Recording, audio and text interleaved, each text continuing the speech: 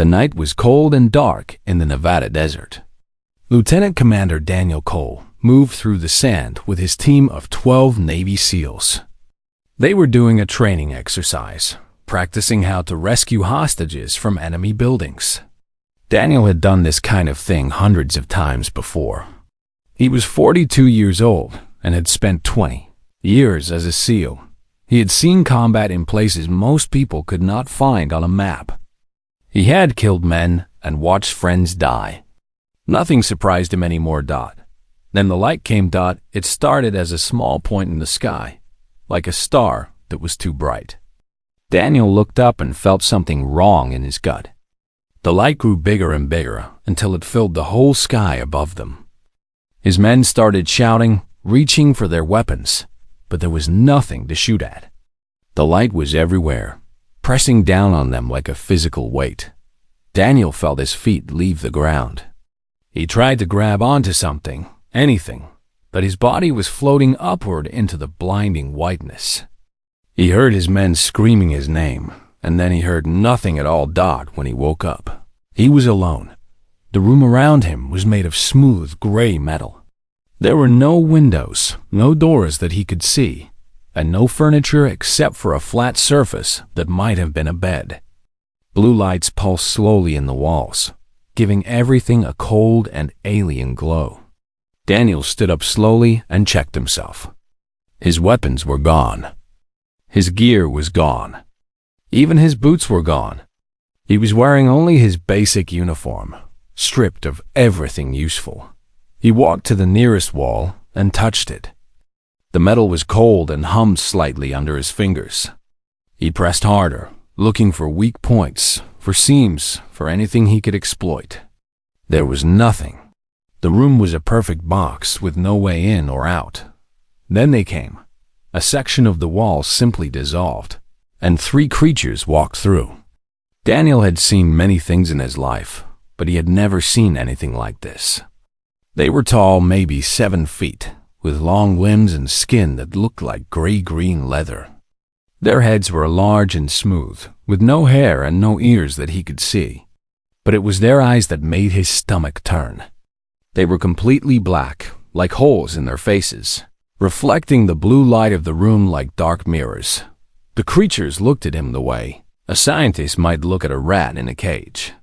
One of them held a tablet-like device and was tapping on it with 4 long fingers. Another carried something that looked like a weapon. The third simply stood and watched, its black eyes never blinking.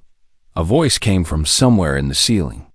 It spoke English, but the words were strange and flat, like a computer trying to sound human.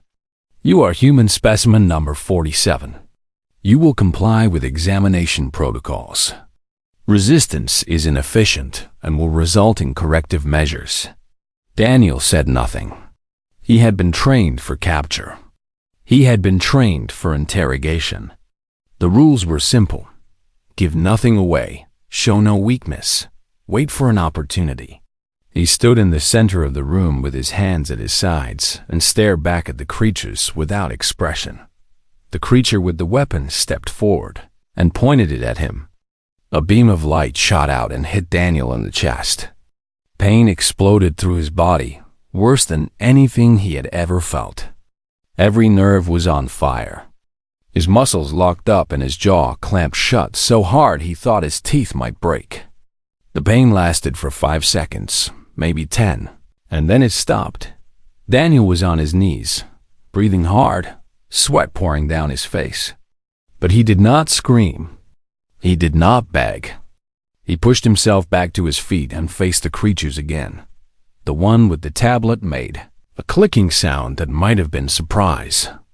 It tapped something on its device, and the voice from the ceiling spoke again. Specimen shows unusual pain tolerance. Increase intensity for next test. They tested him for hours. Electric shocks, burning heat, freezing cold. Sounds so loud they made his ears bleed. Lights so bright he thought he might go blind. Through all of it, Daniel held on. He retreated into his mind, into the training that had been beaten into him over 20 years. He counted seconds. He recited the names of his teammates. He thought about his daughter back home, about the promise he had made to come back to her. The creatures grew frustrated. He could see it in their movements, in the way they clicked and chittered at each other in their alien language. They had expected him to break. They had probably broken many humans before him. But Daniel Cole was not most humans. He was a SEAL. He was trained to survive. On the fourth day, they changed their approach. Instead of pain, they used silence. They left him alone in the dark with no food, no water, and no sound. The silence was almost worse than the torture. It pressed in on him from all sides, making him feel like he was drowning in nothing. Most men would have started screaming within hours, just to hear something, anything. Daniel used the time to plan. He studied the walls when the lights came on. He memorized the patterns of the blue pulses. He counted how many seconds passed between the visits of the creatures. He watched how they moved, how they held their weapons, where they looked and where they did not look.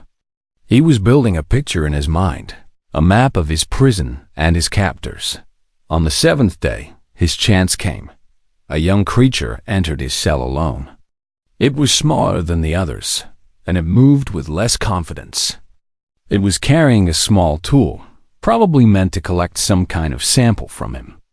Daniel watched it approach, keeping his body relaxed, his breathing slow.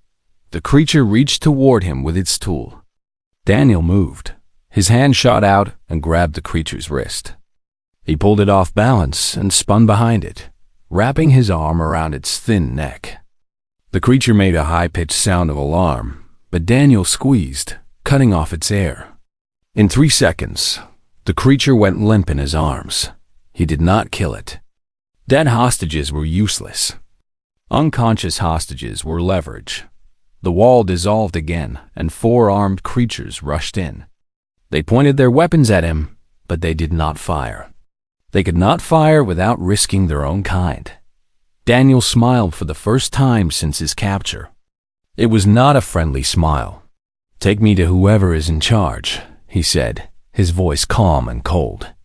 "Right now. Or I snap this one's neck, and you can explain to your superiors how you let a primitive human kill one of your own with his bare hands." The creatures looked at each other. Then, slowly, they lowered their weapons. Daniel Cole was still a prisoner, but he was no longer powerless. They took Daniel through corridors of gray metal and pulsing blue light. His hostage walked in front of him, still held tightly in his grip. The armed guards walked on either side, their black eyes watching his every move. Daniel kept his breathing steady and his mind sharp. He was in enemy territory with no weapons, no backup, and no idea where he was. But he had the initiative now, and he intended to keep it. The ship was bigger than he had expected. They walked for nearly 10 minutes, passing doorways and junctions that branched off in all directions. Daniel memorized every turn, every landmark, building a mental map that might save his life later. He saw other creatures through some of the open doorways, all of them stopping to stare at the human who walked among them like he owned the place. Finally, they reached a large circular room. The ceiling was high, maybe 30 feet, and the walls were covered with screens showing images Daniel could not understand. Stars, planets, symbols in an alien language. At the center of the room was a raised platform, and on that platform sat the largest creature Daniel had seen yet. This one was old. Daniel could tell by the way its gray-green skin had faded to a dull color, like old leather left in the sun. Its eyes were the same black mirrors as the others, but there was something sharper in them, something that spoke of intelligence and experience. It wore symbols on its chest that looked like medals or badges of rank. The creature spoke, and its voice was deeper than the others. The translation system turned its words into English. "Release the youngling. You have proven your point." Daniel did not release his hostage. "I want to talk first. You are in no position to make demands, human. I am in the perfect position. I have something you want. You have things I want. That is how negotiation works. The old creature made a sound that might have been a laugh. It was not a pleasant sound. Fascinating. The other humans we collected begged and cried within hours. They broke under the simplest pressures. But you have endured 7 days of our protocols and still have the will to make threats. Perhaps we underestimated your species. Perhaps you did. The creature leaned forward in its seat. I am called Varth. Among my people, I am first among scholars. This vessel and everyone on it answers to me. You have my attention, human. Speak. Daniel pushed his hostage toward the guards, who caught the young creature and hurried it away. Then he stood alone before Vorith, his hands empty, but his stance ready. I want to know why you took me. I want to know what you want from humans. And I want to know how this ends. Reasonable questions. I will answer them, but first, you will answer mine. What designation do you hold among your kind? What is your function? Daniel considered the question. Under normal circumstances, he would give only his name, rank, and service number. That was the rule for captured soldiers. But these were not normal circumstances. These creatures did not know what a Navy SEAL was. They did not understand what they had taken. And Daniel had decided that if he was going to die on this ship, he would die with his enemy, knowing exactly what they had challenged. My name is Daniel Cole. I am a lieutenant commander in the United States Navy. I am a SEAL. SEAL. Explain this term. It stands for sea, air, and land. We are trained to fight anywhere, in any conditions, against any enemy. We are the best warriors my nation has. We do not quit. We do not surrender. We do not stop until the mission is complete or we are dead. Vorith tilted his head, a gesture that seemed almost human.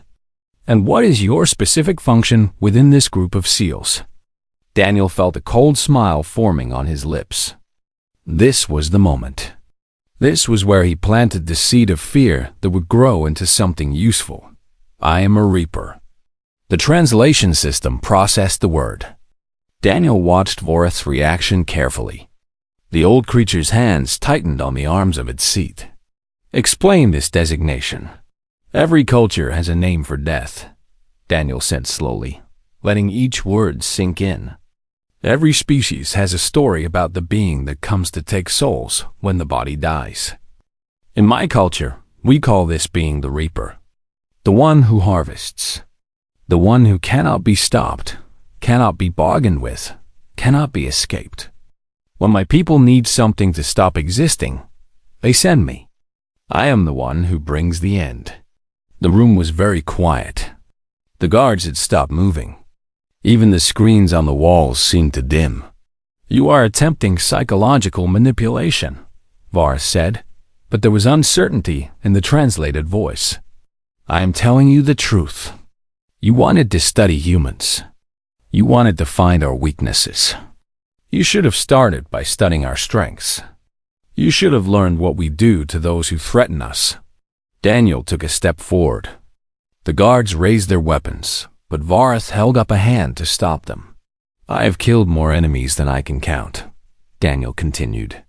I have walked into places that were supposed to be impossible to enter and walked out over the bodies of everyone who tried to stop me. I have done this for 20 years. I have become very, very good at it. He took another step forward. And that was when I had something to lose. When I had a home to protect, a family to go back to. You have taken all of that away from me. You have taken me from my world, from my people, from everything I love. Another step. He was close to Vorith now, close enough to see his own reflection in those black eyes. You have created a Reaper with nothing left to lose. And you have trapped yourself on a ship with him. Vorith was silent for a long moment. Then the old creature spoke, and for the first time, Daniel heard something like respect in the translated words. Take the human back to his cell. Double the guards. Triple them. and do not let him out of your sight for even a second." The guards moved forward, but Daniel went willingly. He had done what he needed to do. The seed was planted.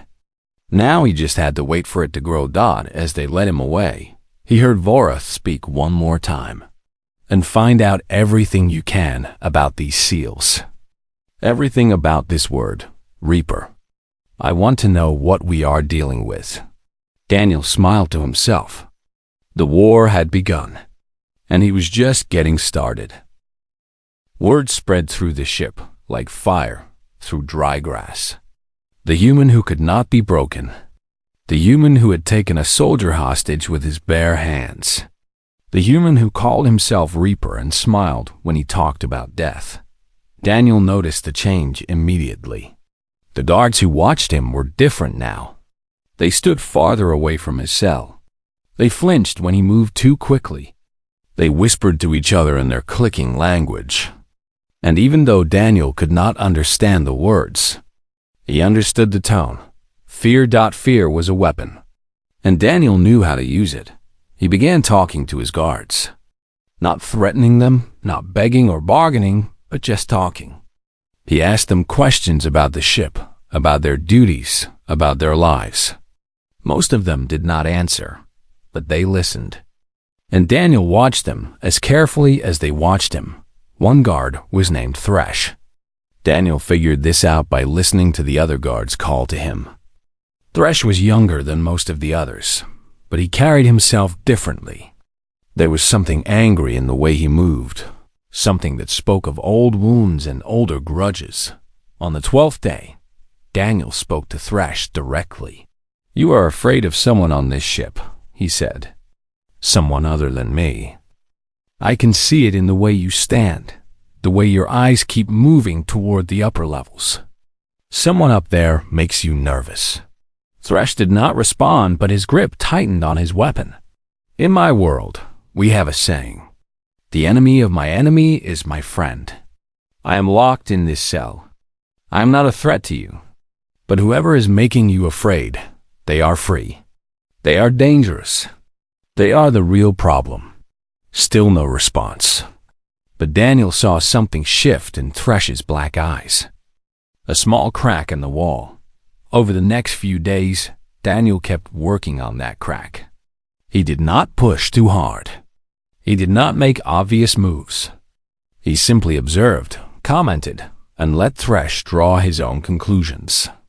The guards rotated in shifts, but Thresh always seemed to be there, watching, listening. On the 15th day, Thresh came to the cell alone.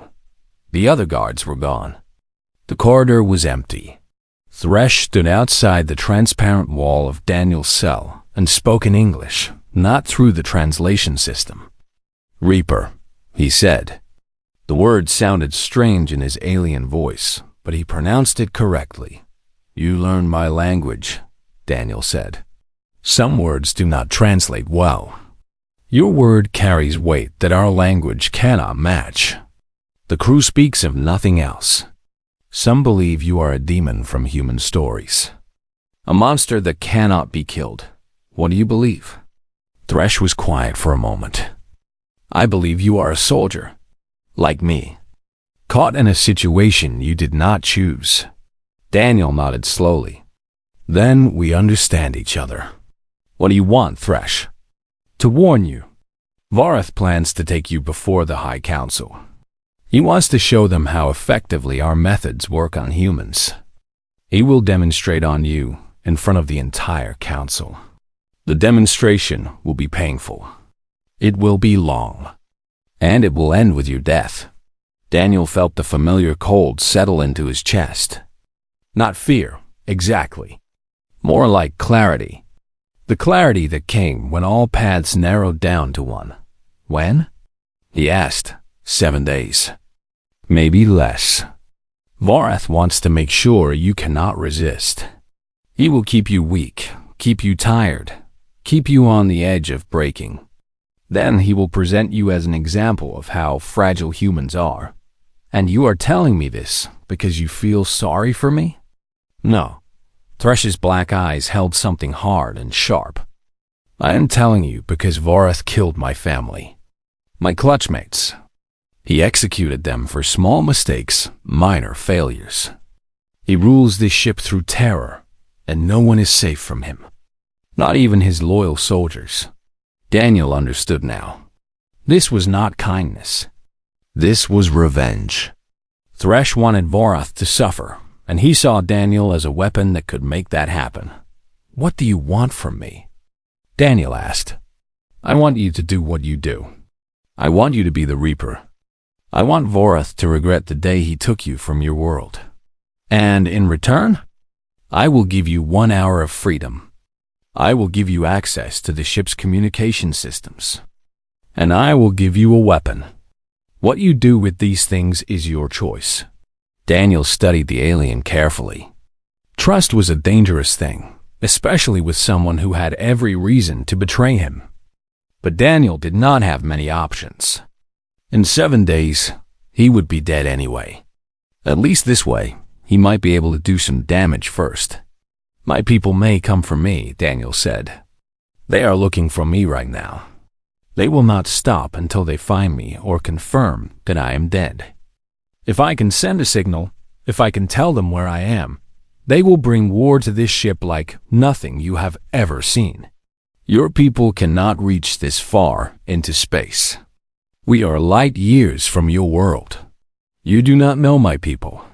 You do not understand how far we will go to bring our soldiers home. Every man left behind is a promise we make to his family. We do not break our promises. Thresh seemed to consider this. Then he reached down and touched something on the wall. The energy barrier holding Daniel in his cell flickered and died. You have 1 hour, Thresh said. The communication hub is on level 3, section 7. Follow the blue lights until they turn green, then go left. There will be guards. How you deal with them is your problem. He held out something small and sleek. A weapon, similar to the ones the other guards carried. Daniel took it. The weight felt good in his hand. One more thing, Thresh said. If you fail, if you are captured again, I will deny everything. I will say you escaped on your own. Do not expect me to save you. I would not dream of it. Daniel stepped out of his cell for the first time in 15 days. His muscles were weak from captivity, his body sore from the torture, but his mind was sharp. He was a SEAL. He was a Reaper. And he had work to do. Thresh, he said as he turned to leave. Yes? If my people come, stay out of their way. Anyone who stands with me lives. Anyone who stands against me dies. Make sure you are on the right side when the time comes. Then he was gone, moving through the corridors like a ghost, like death itself walking through the halls of the enemy. The hunt had begun. Daniel moved through the alien ship like a shadow. His bare feet made no sound on the cold metal floor. His breathing was slow and controlled. His eyes scanned every corner, every doorway, every potential threat. 20 years of training had turned him into something more than human. Something that could operate in enemy territory as naturally as breathing. The first guard never saw him coming. Daniel spotted the creature standing at a junction where 2 corridors met. It was looking at a tablet, distracted by whatever information it was reading. Daniel moved closer, staying in the blind spots, using the dim lighting to his advantage. When he was close enough, he struck. His hand chopped down on the back of the creature's neck, hitting the nerve cluster he had observed during his captivity. The alien made a small sound and collapsed. Daniel caught the body before it hit the floor and dragged it into a dark corner. He did not kill the guard. Dead bodies attracted attention. Unconscious bodies bought time. He took the creature's tablet and kept moving. The second guard was more alert. It spotted Daniel as he came around a corner and raised its weapon. But Daniel was faster. He closed the distance in 2 steps, grabbed the weapon arm, and twisted. The alien's joints bent differently than human joints, but the principle was the same. Apply pressure to the right point, and any limb would break. The creature screamed, a high-pitched sound that echoed through the corridor. Daniel silenced it with a precise strike to the throat. 2 guards down. Unknown number remaining. He followed Thresh's directions, tracking the blue lights as they pulsed along the walls. The ship was quieter than he expected. Either most of the crew was asleep, or they were gathered somewhere else. Daniel hoped for the first option, but prepared for the second. The blue lights turned green. Daniel went left. The communication hub was ahead, marked by a heavy door with symbols he could not read. 2 guards stood on either side, their weapons held ready. They were not distracted. They were not tired. They were professionals doing their job. Daniel respected that. Then he attacked them anyway. He fired Thresh's weapon twice. The energy bolts were not lethal. He had figured out that much from observing the guards, but they were painful. Both aliens went down, twitching and gasping. Daniel stepped over them and approached the door. It was locked. Of course it was locked. He grabbed one of the fallen guards and pressed its hand against the panel beside the door. For a moment, nothing happened. Then the door slid open and Daniel was inside. The communication hub was full of technology he did not understand. Screens covered every wall, showing data in alien languages, star maps, ship systems.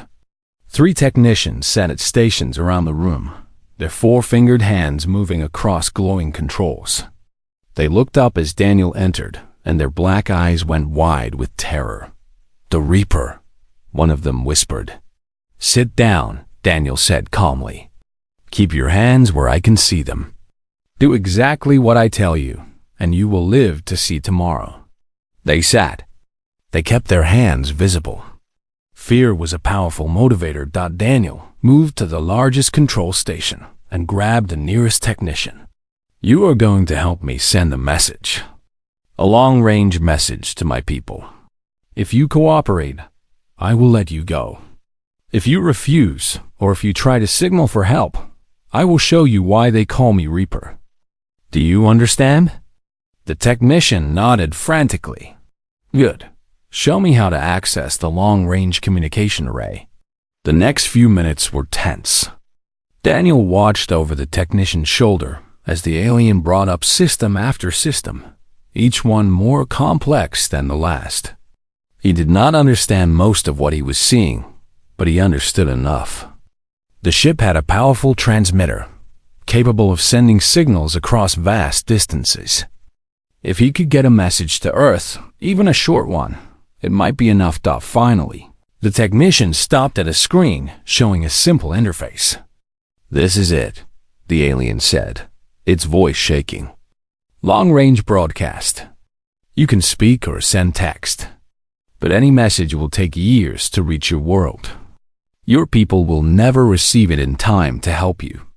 Let me worry about that. Step back." Daniel leaned close to the transmitter and spoke clearly. "This is Lieutenant Commander Daniel Cole, United States Navy. Service number 4-7-2-9-8-6-2-1. I am being held on an alien vessel.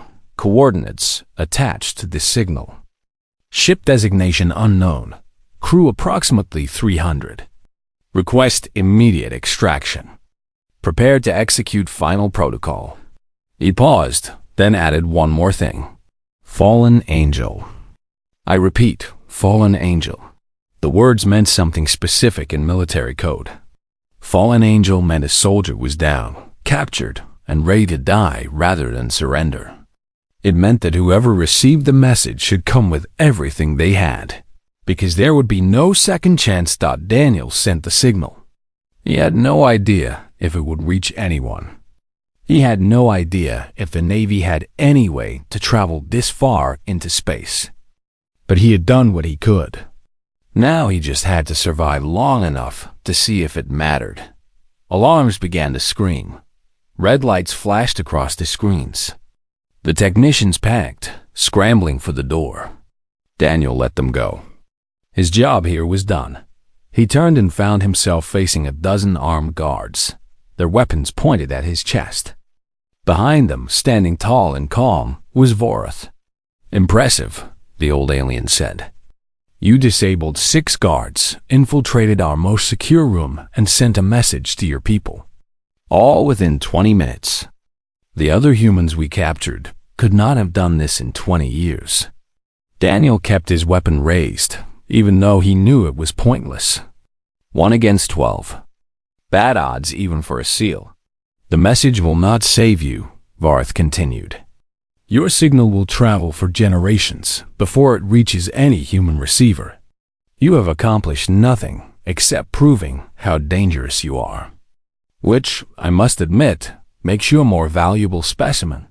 "You still do not understand," Daniel said. "The signal was not meant to summon my people.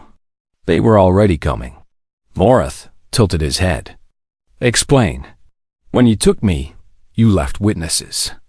My team saw the light. They reported it. My government has been searching for me since the moment I disappeared. The signal I just sent was not a request for rescue. It was targeting data. It was telling them exactly where to find you." For the first time, Daniel saw doubt in Vorath's black eyes. "Your people do not have ships capable of reaching this location. Are you sure about that?" The ship shuddered. A massive impact felt through the floor and walls. Then another. Then another. The screens around the room flickered, and several went dark. "Warning," an automated voice announced in the alien language. "Hull breach detected in sections 4, 7, and 12. Weapon systems offline. Engine damage critical." Vorath's calm finally cracked. He turned to one of the guards and shouted orders in his native tongue. The guards scattered, running toward the exits, toward their battle stations, toward whatever post they were supposed to defend. Daniel walked to the nearest screen, a window showing the space outside the ship. And there, emerging from the darkness like angels of death, were 3 human warships. They were smaller than the alien vessel, but they were fast and they were armed. Energy weapons fired in precise bursts, targeting the alien ship's guns and engines. Shuttles launched from their bays, carrying boarding parties. "You were right about one thing, Vorath," Daniel said softly. "I am dangerous, but I am nothing compared to what is coming through those airlocks." He raised his weapon and fired. The battle for the alien ship was brutal and fast. Daniel fought his way through corridors filled with smoke and screaming alarms. His stolen weapon had run out of charge long ago, so he used his hands, his feet, and anything else he could find. A metal bar torn from a damaged wall. A tool dropped by a fleeing technician. The body of a guard who had tried to stop him. He was tired. He was hurt. 15 days of captivity had weakened his body in ways he was only now beginning to feel. But his mind was clear, and his will was iron. He had survived too much to die now, so close to rescue. The boarding parties hit the ship from 3 different points. Daniel could hear the explosions as they blasted through the hull, followed by the sharp crack of human weapons.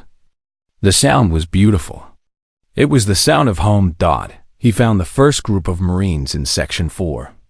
They were moving in formation, checking corners, clearing rooms, just like he had taught hundreds of soldiers to do over the years.